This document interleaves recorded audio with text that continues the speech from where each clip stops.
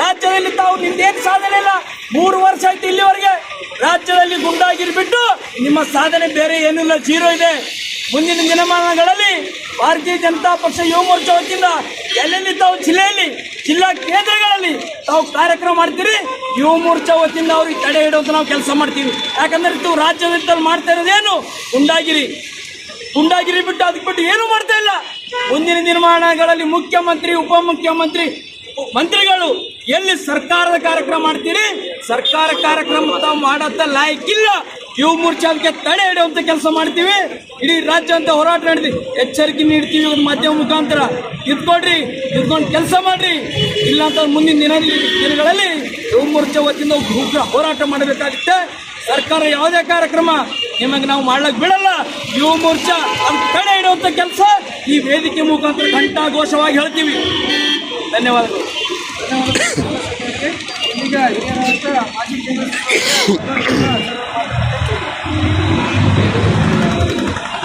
ಮೊನ್ನೆ ನಡೆದಂಥ ವಿಧಾನಸಭೆಯಲ್ಲಿ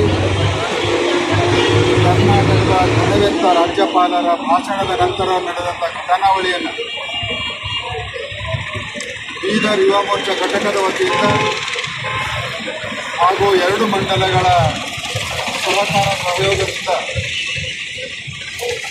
ಖಂಡಿಸುವಂಥ ಧಿಕ್ಕರಿಸುವಂಥ ಈ ಹೋರಾಟಕ್ಕೆ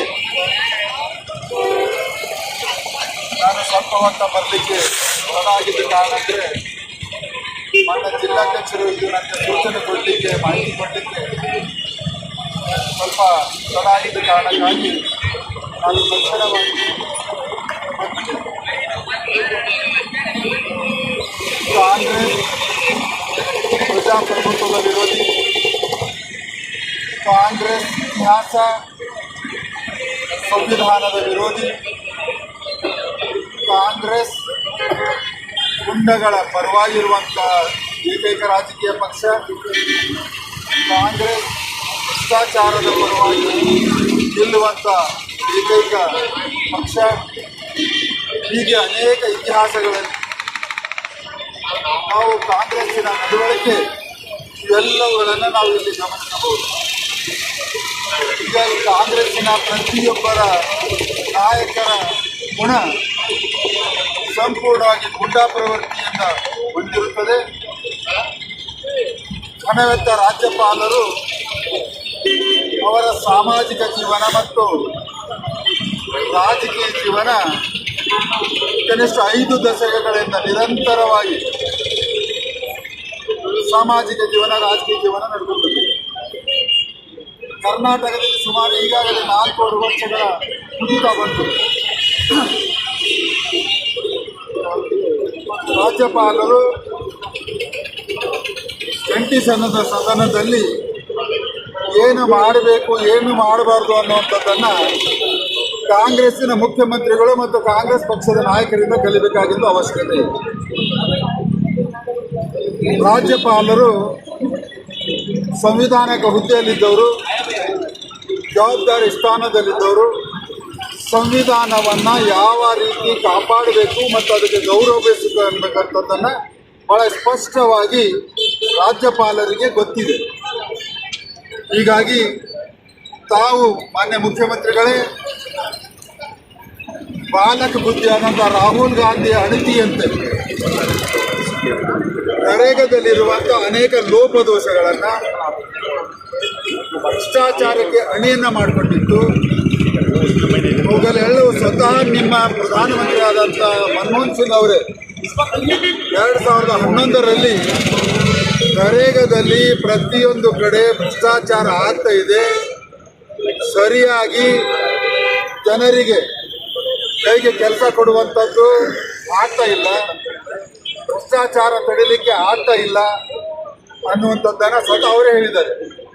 ಹೀಗಾಗಿ ಇವತ್ತು ನರೇಂದ್ರ ಮೋದಿಯವರ ಸರ್ಕಾರ ನರೇಗಾದಲ್ಲಿರುವಂಥ ಭ್ರಷ್ಟಾಚಾರದಿಂದ ಮುಕ್ತವಾಗಬೇಕು,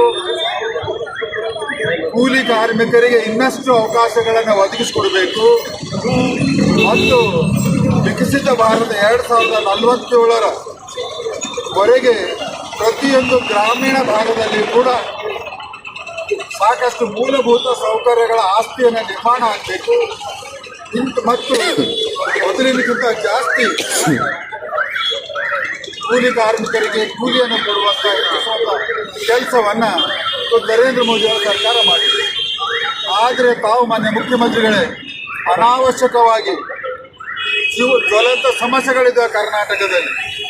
ಇವತ್ತು ಭ್ರಷ್ಟಾಚಾರ ತಾಂಡವಾಡ್ತಿದೆ, ಕಾನೂನಿನ ಸುವ್ಯವಸ್ಥೆ ಇಲ್ಲ, ಅಭಿವೃದ್ಧಿ ಕೆಲಸ ಸಂಪೂರ್ಣವಾಗಿ ನಿಂತೋಗಿದೆ. ಇವತ್ತು ಬಡವರಿಗೆ ಆರ್ಥಿಕ ಸಹಾಯ ಸರಿಯಾಗಿ ಸಿಗ್ತಾ ಇಲ್ಲ. ಇಂಥ ವಿಷಯಗಳನ್ನು ಅಧಿವೇಶನದಲ್ಲಿ ಚರ್ಚೆ ಮಾಡಲಾರ್ದನ್ನ ಬಿಟ್ಟು ಯಾವುದು ಮೋದಿ ಸರ್ಕಾರ, ಬಿಜೆಪಿಯ ಸರ್ಕಾರ ರೈತರ ಪರವಾಗಿ, ಕೂಲಿ ಕಾರ್ಮಿಕರ ಪರವಾಗಿ, ಭ್ರಷ್ಟಾಚಾರದ ವಿರುದ್ಧವಾಗಿ ತಂದಿರುವಂಥ ವಿಕಸಿತ ಭಾರತ ಗ್ರಾಮೀಣ ಶ್ರೀರಾಮ್ಜಿ ಅನ್ನುವಂಥ ಹೊಸ ಯೋಜನೆಯನ್ನು ಒಂದು ಸಂಜೀವಿನ ರೂಪದಲ್ಲಿ ಇವತ್ತು ಸಂಪೂರ್ಣ ದೇಶದ ಗ್ರಾಮೀಣ ಭಾಗಕ್ಕೆ ತಂದುಕೊಂಡಿದ್ದಾರೆ. ಅದರ ವಿರುದ್ಧವಾಗಿ ನೀವು ಮಾಡ್ತಾ ಇರುವಂಥ ಈ ಅಧಿವೇಶನಕ್ಕೆ ನೀವು ನಮ್ಮ ರಾಜ್ಯಪಾಲರ ಮುಖಾಂತರ ಕೇಂದ್ರ ಸರ್ಕಾರದ ನೀತಿಯನ್ನು ವಿರೋಧಿಸುವಂಥ ಹೇಳಿಕೆಗಳನ್ನು ಯಾವುದೇ ಕಾರಣಕ್ಕೆ ಮಾಡಲಿಕ್ಕೆ ಆಗುವುದಿಲ್ಲ ಅನ್ನುವಂಥ ಸ್ಪಷ್ಟವನ್ನು ಹೇಳಿದ್ದಾರೆ.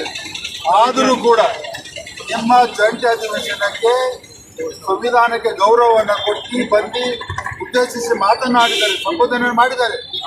ಆದರೆ ನೀವು ಕೇಂದ್ರ ಸರ್ಕಾರ ಹೇಳಿಸುವಂಥ ಮಾತುಗಳಿಗೆ ಅವರು ಮಾಡಲಿಕ್ಕೆ ಆಗಲ್ಲ ಅನ್ನುವಂಥದ್ದನ್ನು ಹೇಳಿ ಅವರ ನಿಮ್ಮ ಅಧಿವೇಶನವನ್ನು ಸಂಬೋಧಿಸಿ ಹೊರಗಿಸಿದ ಸಂದರ್ಭದಲ್ಲಿ ತಾವುಗಳು, ನಿಮ್ಮ MLCಗಳು, ನಿಮ್ಮ MLAಗಳು ನಿಮ್ಮ ಹೆಂಡತಿಯಂತೆ ನಡ್ಕೊಂಡಿರೋದು ಇದು ಸಂಪೂರ್ಣವಾಗಿ ಸಂವಿಧಾನ ವಿರೋಧಿ. ಪ್ರಜಾಪ್ರಭುತ್ವದಲ್ಲಿ ನಿಮ್ಮ ವಿಶ್ವಾಸ ಇಲ್ಲ. ಇದಕ್ಕೆ ನಾವು ಭಾರತೀಯ ಜನತಾ ಪಕ್ಷ ಸಂಪೂರ್ಣ ಈಗಾಗಲೇ ಖಂಡಿಸಿದ್ದೇವೆ. ಮತ್ತೆ ಯಾವ ರೀತಿ ನಡವಳಿಕೆ ನಡ್ಕೊಂಡಿದ್ದಾರೋ ಆ ಎಲ್ಲ ಶಾಸಕರುಗಳಿಗೆ, ಮಾನ್ಯ ಗೃಹ ಸಚಿವರೇ, ಮಾನ್ಯ ಮಂತ್ರಿಗಳೇ, ಏನಾದರೂ ಕಾನೂನಿನ ಈ ನೆಲದ ಕಾನೂನಿನ ಮೇಲೆ ವಿಶ್ವಾಸ ಇದ್ರೆ, ರಕ್ಷಣೆ ಮಾಡುವಂಥ ನಿಮ್ಮ ಮನಸ್ಥಿತಿ ಇದ್ರೆ ಅವರಿಗೆ ತಕ್ಷಣವಾಗಿ ಉಚ್ಚಾಟನೆಯನ್ನು ಮಾಡಿ ಅವರಿಗೆ ಕಾನೂನಾತ್ಮಕ ಕ್ರಮವನ್ನು ತಗೊಂಡು ಅವರಿಗೆ 420ಯಲ್ಲಿ ಹೊಂಡ ಕಾನೂನಿನ ಅಡಿಯಲ್ಲಿ ಅವರಿಗೆ ಕೇಸನ್ನು ರಚಿತ ಮಾಡಬೇಕು, ಮತ್ತೆ ಅವರಿಗೆ ಜೈಲಲ್ಲಿ ಹಾಕಬೇಕನ್ನುವಂಥದ್ದನ್ನು ಹೇಳಿ ಇವತ್ತು ನಾನು ಈ ಒಂದು ನಮ್ಮ ಯುವ ಮೋರ್ಚಾದ ಕಡೆಯಿಂದ ನಮ್ಮ 2 ಮಂಡಳ ಪದಾಧಿಕಾರಿ ಮತ್ತು ಅಧ್ಯಕ್ಷರ ಅಷ್ಟೇ ಅಲ್ಲ, ಇವತ್ತು ಜಿಲ್ಲೆಯಲ್ಲಿ ಕೂಡ ಇವತ್ತು ಶೂಟೌಟ್ ಎದುರುಗಡೆ ಆಗಿರೋದು 1 ವರ್ಷ ಮೀರ್ತು. ಇನ್ನೂ ದರೋಡೆಕೋರರಿಗೆ ಸರ್ಕಾರದಿಂದ ಹಿಡಿಲಿಕ್ಕೆ ಆಗಲಿಲ್ಲ. ಆ ಶೂಟೌಟ್ನಲ್ಲಿ ಸತ್ತೋದಂಥವರಿಗೆ ಪರಿಹಾರ ಕೊಡಲಿಕ್ಕೆ ಆಗಲಿಲ್ಲ. ಗಾಯಗೊಂಡಿದ್ದಂಥ ವ್ಯಕ್ತಿಗೆ ಇನ್ನೂ ಅವನಿಗೆ ಸರ್ಕಾರದಿಂದ ಪರಿಹಾರ ಕೊಡಲಿಕ್ಕೆ ಆಗಲಿಲ್ಲ. ಅನೇಕ ಘಟನೆಗಳು ಇವತ್ತು ಜಿಲ್ಲೆಯಲ್ಲಿ ಕೂಡ ನಡೆದವೆ. ಎಲ್ಲವಕ್ಕೂ ರಾಜ್ಯ ಸರ್ಕಾರ ಸಂಪೂರ್ಣ ವಿಫಲವಾಗಿದೆ. ನಿಮಗೆ ಅಧಿಕಾರ ಮಾಡಲಿಕ್ಕೆ ಯಾವುದೇ ರೀತಿಯ ಹಕ್ಕನ್ನು ಉಳಿದಿಲ್ಲ. ಹೀಗಾಗಿ ಸಂವಿಧಾನ ನಮ್ಮ ರಾಜ್ಯಪಾಲರಿಗೆ ನಾನು ವಿನಂತಿಯನ್ನು ಮಾಡ್ತಾನೆ, ಈ ಸರ್ಕಾರದ ಸಂಪೂರ್ಣ ವೈಫಲ್ಯತೆಯನ್ನು ರಾಷ್ಟ್ರಪತಿಗಳಿಗೆ ಕಳಿಸಿ ಸರ್ಕಾರವನ್ನು ವಜೆ ಮಾಡಬೇಕನ್ನುವಂಥದ್ದೆಲ್ಲ. ಧನ್ಯವಾದ. ಭಾರತ್ ಮಾತಾಕ್ಕೆ ಗುಂಡಾ ರಾಜ್ಯ ಮಾಡುತ್ತಿರುವ ಕಾಂಗ್ರೆಸ್ ಸರ್ಕಾರಕ್ಕೆ, ವಿಧಾನಸಭೆಯಲ್ಲಿ ಗುಂಡಾಗಿರಿ ಮಾಡಿರೋ BK ಹರಿಪ್ರಸಾದ್ಗೆ, ವಿಧಾನಸಭೆಯಲ್ಲಿ ಗುಂಡಾಗಿರಿ ಮಾಡಿರೋ BK ಹರಿಪ್ರಸಾದ್ಗೆ ತೊಲಗಲಿ, ತೊಲಗಲಿ, ಕಾಂಗ್ರೆಸ್ ತೊಲಗಲಿ.